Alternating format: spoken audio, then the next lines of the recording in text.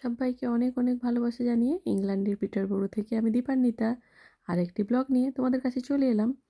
আজকে আমাদের বাড়িতে পনির রান্না হবে। তো ইংল্যান্ডে যে পনিরটা মোটামুটি আমরা নিয়ে আসি, যদিও আমাদের বাড়িতে পনিরটা খুব একটা হয় না, তো ভেজ কিছু বানানোর থাকলে তখনই পনিরটা আসে। এই পনিরটা কিন্তু ইংল্যান্ডের যে কোনো দুধের প্রোডাক্ট কিন্তু বেশ ভালো, মানে কোয়ালিটিটা তুলনামূলক বেশ ভালোই হয়। আর এখানে বিভিন্ন ধরনের দুধ যেমন পাওয়া যায়, তেমন পনিরেরও বিভিন্ন ধরনের ব্র্যান্ড পাওয়া যায়। আমরা যে পনিরটা এনেছি এটা 200 গ্রাম ওয়েট রয়েছে। এটার দাম নিয়েছে ওই 2.5 পাউন্ড মতন, মানে আমাদের ইন্ডিয়ান কারেন্সিতে 250 টাকার কাছাকাছি। তো এই পনিরটাকে যেরকম অ্যাজ ইউজুয়াল বক্স বক্স করে কেটে নেব, হ্যাঁ চৌকো চৌকো করে আর কি। ওটা কেটে নিয়ে কড়াইতে একটু হালকা করে ভেজে নেব।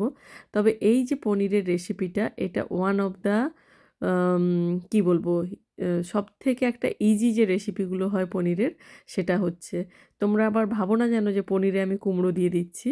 কুমড়ো আর বিভিন্ন ধরনের শাকসবজি কাটছি, ওটা আরেকটা তরকারি হবে। আমাদের মেদিনীপুরিয়ান স্টাইলে যে টকটা হয় সেটা হবে। তো সেটার জন্য সবজিগুলো কাটছি, সবজি দিয়ে মাছ দিয়ে টক হবে। আর পনিরটা ওদিকে ততক্ষণ ভাজা হয়ে গেছে। তো পনিরটাকে ভেজে তুলে নিচ্ছি, আর মশলাগুলোকে না আগে এরকম করে কষিয়ে নিতে হবে। যেরকম আদা, পেঁয়াজ, রসুন, গরম মশলা, গোটা জিরে সব দিয়ে ভালো করে কষিয়ে নিয়ে তারপরে ওই গরম অবস্থাতেই, বা একটু চাইলে ঠান্ডা করে নিয়েও মিক্সিতে দেওয়া যেতে পারে। যেহেতু আমার হাতে টাইমটা কম ছিল, সেজন্য আমি একেবারে ওই কড়াই থেকে নিয়েই মিক্সিতে দিয়ে দিয়েছিলাম, যে তাড়াতাড়ি করে হয়ে যাবে। তো গোটা জিরেটা আগেরবারে ভালো ভাজা হয়নি বলে আরেকটু আমি এবারে দিয়ে, প্রথমে কড়াইতে দিয়ে ওটাকে ভেজে তার সঙ্গে যে মশলাটা পেস্ট করলাম ওটাকে দিলাম, তার সঙ্গে হলুদ গুঁড়ো আর একটুখানি ধনে গুঁড়ো দিলাম, আর তারপরে অ্যাড করলাম কাজু বাটা। কাজু বাটাটা ম্যান্ডেটারি নয়, চাইলে দিতে পারো, না চাইলে নাও দিতে পারো। তো আমি আজকে অ্যাড করেছি ওটা, আর একটা তেজপাতা দিয়েছিলাম। তারপরে এই যে মশলা যে বাটিটায় ছিল, ওই বাটিটাকে ধুয়ে ওই জলটাও অ্যাড করে দিলাম। এবার আস্তে আস্তে একটু কষিয়ে নেব। তবে দেখুন, বুগিকে অনেকক্ষণ ধরেই আমি বিভিন্ন ধরনের অ্যাক্টিভিটি দিয়ে বিজি করার চেষ্টা করছিলাম, কিন্তু আর শেষে ওকে রাখা গেল না।